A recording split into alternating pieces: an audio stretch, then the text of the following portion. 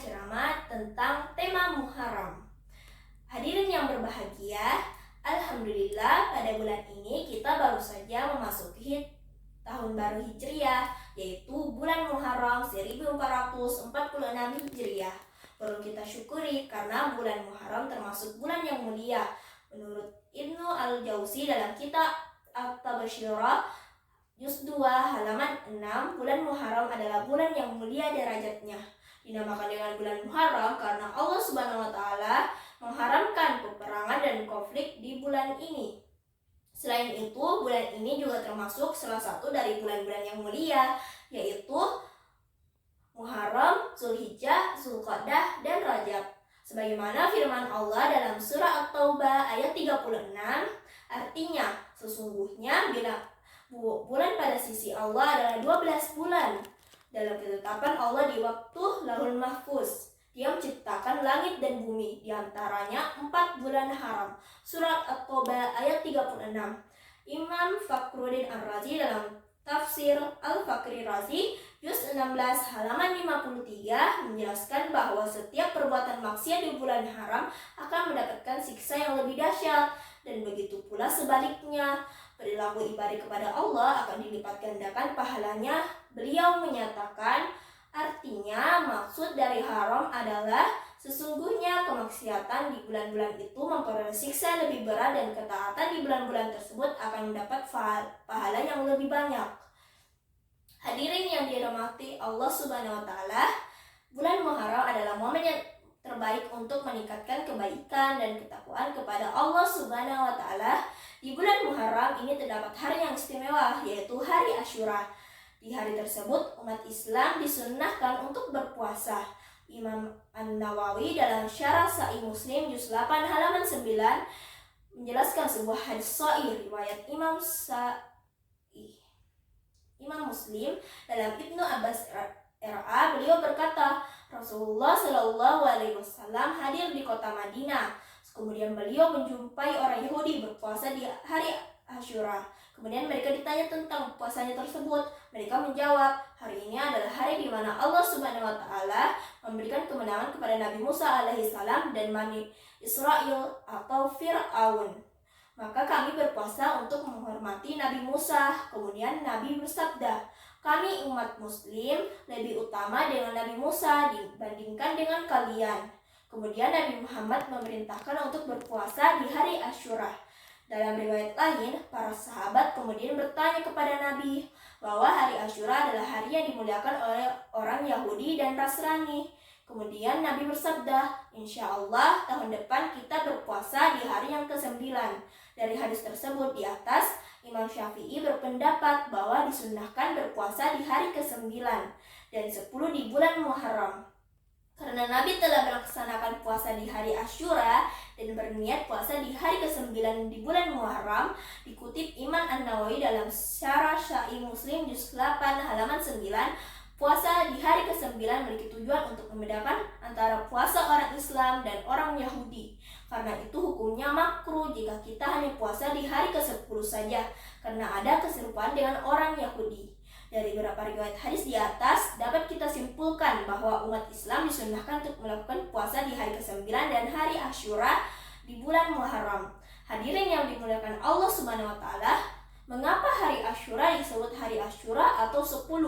Badaruddin Al-Aini dalam kitab Umdatul Qari Syarah Sahih Bukhari Juz 11 halaman 117, beliau menjelaskan sebab pendapat bahwa di hari Asyura Allah Subhanahu wa taala memberikan kemuliaan dan kehormatan kepada 10 nabi, yaitu 1. Kemenangan Nabi Musa atas Fir'aun, 2. Pendaratan kapal Nabi Nuh, 3. Keselamatan Nabi Yunus dengan keluar dari perut ikan, 4. Ampunan Allah untuk Nabi Adam alaihissalam, 5. Keselamatan Nabi Yusuf dengan keluar dari sumur pembuangan, 6. Kelahiran Nabi Ibrahim alaihissalam, 7.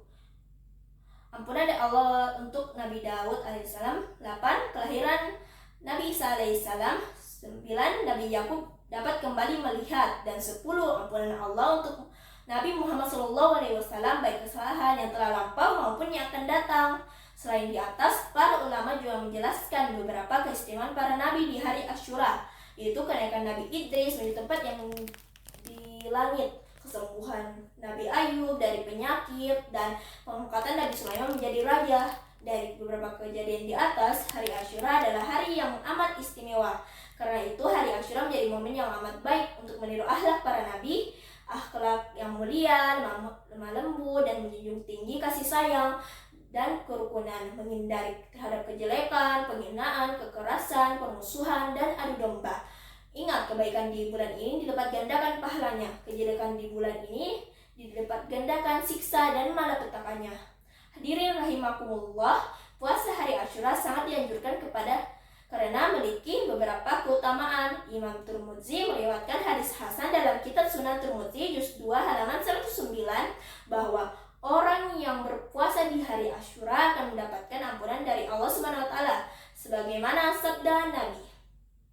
Suatu ketika seorang laki-laki bertanya pada Nabi, "Apa yang engkau perintahkan kepadaku, wahai Nabi, setelah saya berpuasa di bulan Ramadan?"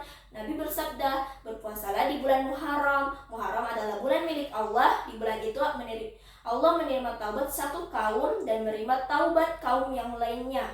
Hadis riwayat Tirmidzi. Selain itu, Ibnu Majah meriwayatkan sebuah hadis sahih dalam kitab Sunan Ibnu Majah juz 1 halaman 553 bahwa barang siapa puasa di hari Asyura akan dihapus kesalahan 1 tahun yang telah lalu, sebagaimana sabda Nabi, "Berpuasa di hari Asyura sungguhnya saya mengira bahwa Allah akan menghapus kesalahan di tahun yang telah lalu." Hadis riwayat Ibnu Majah. Hadirin yang berbahagia, Ibnu Al-Jauzi dalam kitab At-Tabashirah juz 2 halaman 6 menyimpulkan bahwa bulan Muharram adalah bulan yang mulia. Hari Asyura adalah hari yang mulia. Bulan Muharram adalah musim kebaikan, momen yang baik untuk menemukan perdamaian, momen yang baik untuk meningkatkan amal sedekah, menyantuni anak yatim, dan menolong mereka yang membutuhkan. Bulan Muharram adalah bulan awal tahun baru Hijriah, menjadi momen yang terbaik untuk melakukan hijrah. Hijrah dari sifat yang tercela menuju sifat yang terpuji.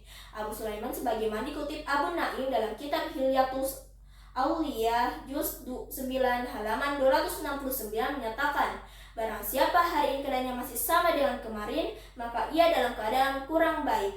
Dari pernyataan tersebut, mari kita bangkitkan motivasi kita untuk berubah dan berhijrah ke perilaku yang baik. Semakin merekatkan persaudaraan, memanfaatkan potensi yang kita miliki sesuai dengan profesi masing-masing untuk bantu orang lain, bantu agama, dan membantu negara. Seseorang hamba akan selalu mendapatkan perlindungan dari Allah Subhanahu wa taala selama ia bermanfaat dan membantu kesusahan saudaranya. Semoga kita dapat menjadi orang yang selalu berhijrah, menjadi kebaikan, dan menjadi orang yang bermanfaat untuk masyarakat, agama, dan bangsa. Allahumma amin. Sekian ceramah saya hari ini. Assalamualaikum warahmatullahi wabarakatuh.